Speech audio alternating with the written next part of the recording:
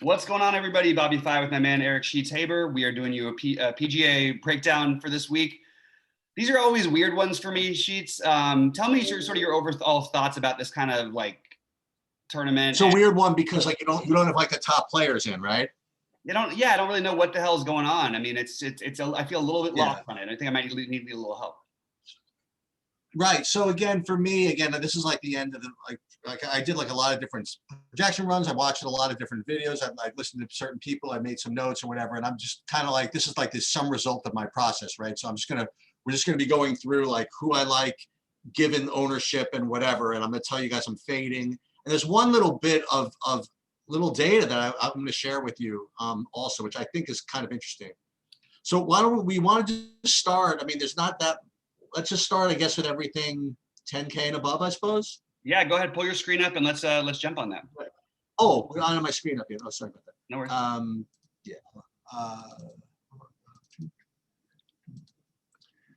So there's actually, believe it or not, I'll let you guys. You'll never figure it out, Bobby. There's like literally one guy that I'm locking in, and you just have no idea who it is.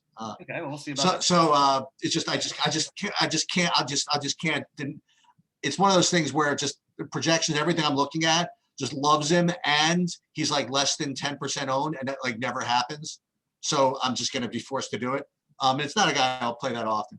All right, so for me, over at the everything from 10K and up, the top two guys, Cantlay and Berger, are going to be really high owned, and I like them both. I think they're both very, very difficult fades. They actually rate as my two top plays, and despite the fact they're being that high, so I'm going to try to get them both in. I don't know how possible that's going to be, but I do like both of them.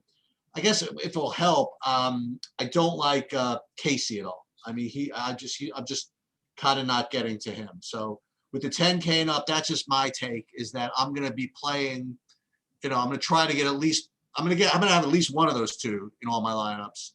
If I can get two in, that's great, but I don't know if I'll be able to do it. But I like Cantlay, I like Berger, and yeah. At this ownership level, like if Cantlay's gonna be like owned by half the field, do you feel like that's maybe like too much for us to like? Because he kind of has to win the tournament, or doesn't have to win the tournament, but it might be. It might be. I mean, he's going to be. I have him at like 30% owned. Yeah. I mean, I'm looking at things that have got him a lot higher. Even it's just even higher than 30, huh? I just feel like I don't like to. I mean, like I'll play some chalks here and there, but like I personally, I mean, look, even if Berger, I actually like Berger better personally, so I'll side with Berger over Cantlay. I would rather just play Zalatoris personally than Cantlay. I don't think he's going to be unowned either, but I like him better than Cantlay. This guy's amazing, by the way. He's just really good, and nobody ever like. Well, let's talk about that. I was hesitating whether I should talk about him in part of the 10Ks or not. So let's talk about him. First of all, he is my third ranked player with respect to value and everything like that. I do want to share something that's somewhat interesting. Okay. Do I want to? Yeah, I could go ahead and share this on my thing. I don't want to spend too much time on this, but so as I told you guys before, I track like the ownerships of PGA like each week, and I compare them and I to the actual ownership. And I mentioned a couple of times that they're really, really sharp. I mean, like the industry in general. Like, for example, like last week, the average ownership difference between what was projected and what was actual was about 1%. I mean, like the ownership projections are so sharp. But then just for fun, what I did like each week is I ranked just which golfer they were just the most off of, if that means anything. And what was interesting is last week, Zalatoris was the guy who was under projected from an ownership perspective by the most. And he ended up 21%, and across the board, he was 13, 18, 7, and 13. And the interesting thing about that, one of the interesting thing about that is the exact same thing happened the week before. Like the week before, if I ranked, also, right? Yeah, it was Zalatoris also. All the guys who play on the European tour, it happens with. Yeah, okay, so literally 2 weeks in a row, he was just kind of under ownership projected. So all I'll say again, just like our conversation last night, is that if you are going to consider, right, ownership in your runs, keep in mind that Zalatoris has been, and there it is, right?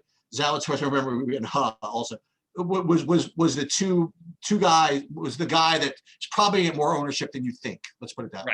Right. So with that said, I do like him. I do like him a lot. Ownership not with ownership out taken away.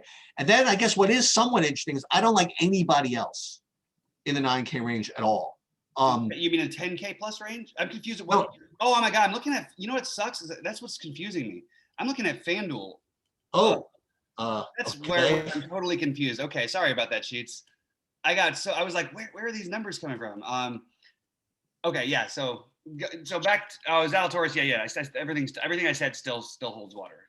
Okay. How I feel. So, but I guess what this could be interesting is that there's 1, 2, 3, 4, 5, 6, 7, 8 guys over 9K, and the only guy I might even consider playing is Zalatoris. I'm not playing any of Spieth. I'm not playing any of Chalky Jason Day. I'm not playing Siwoo Kim. I'm not playing Molinari. Not playing Fowler. And where we're going to come out different again is that I myself am not playing Sam Burns. I'll play enough Sam Burns just because I know you're going to play him.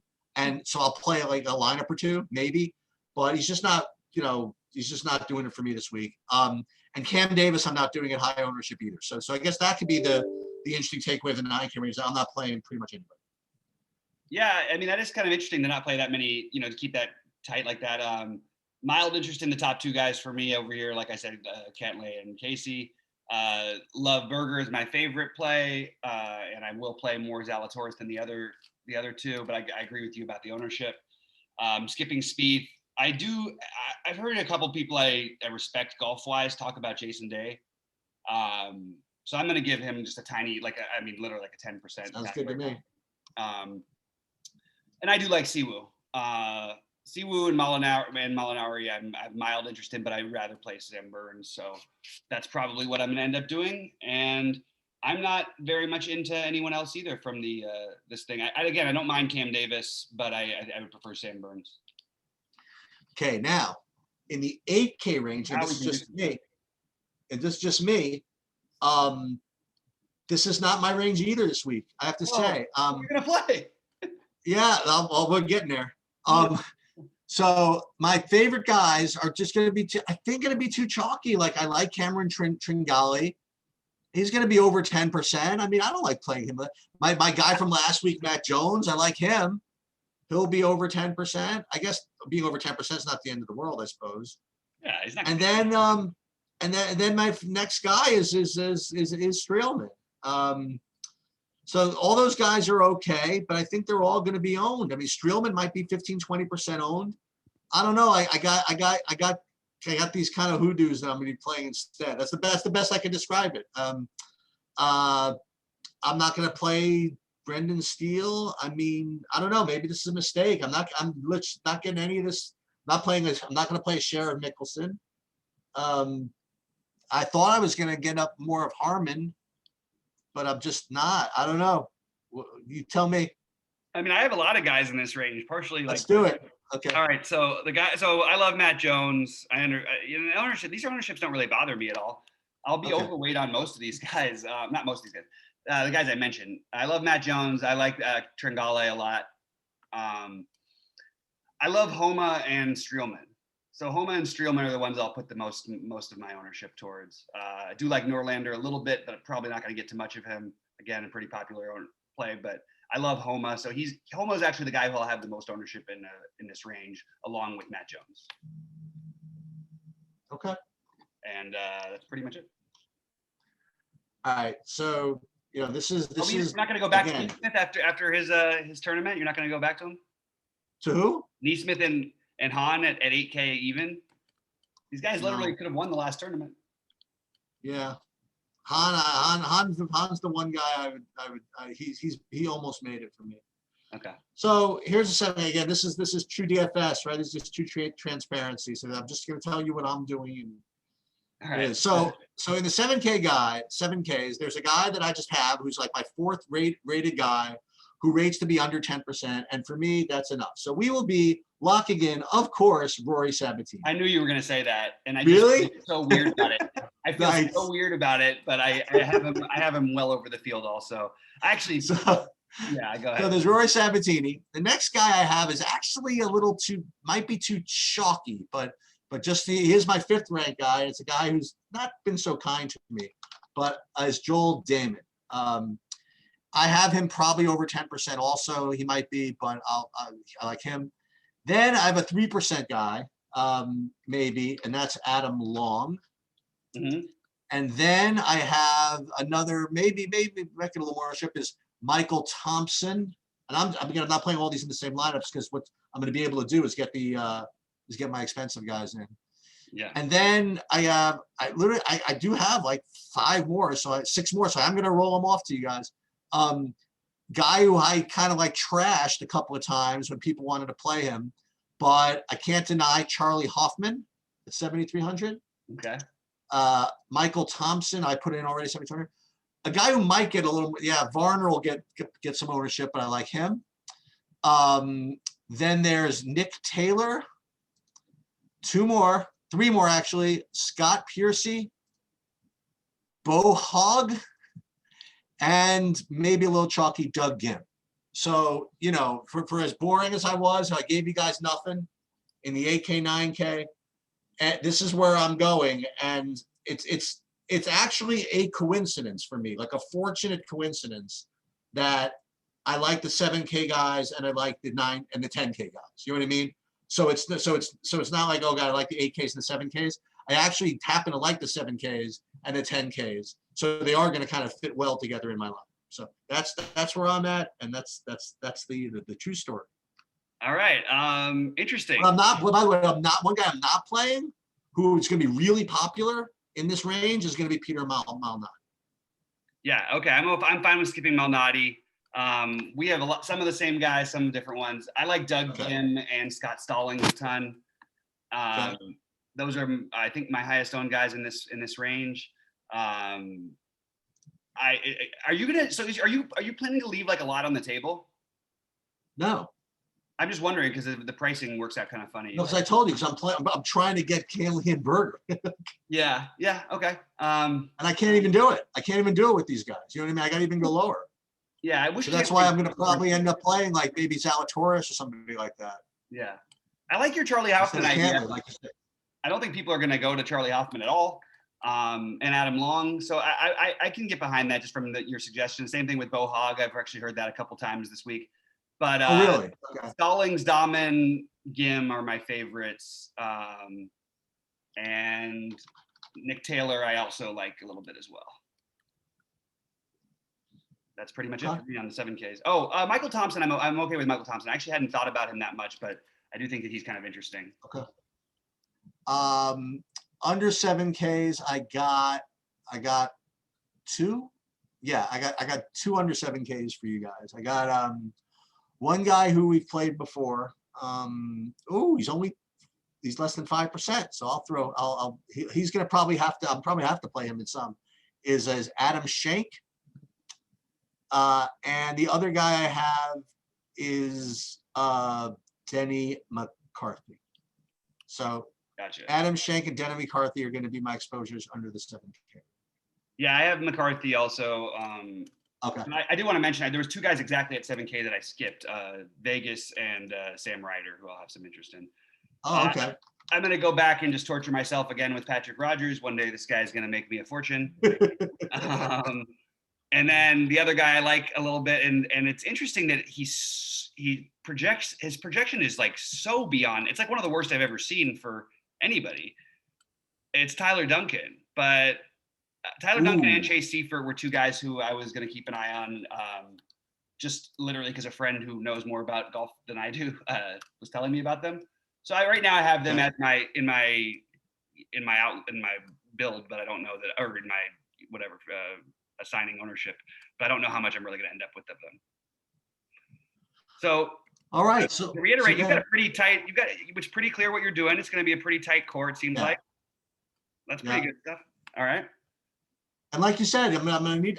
Not only I need to win. I'm going to need like I'm probably gonna need my guys to run 1-2. You know what I mean? Like, if you play like Cantley Berger, for example, like, or Cantley, whatever, you're probably gonna need to either run 1-2 or have one of your 7K guys finish the top 5, right?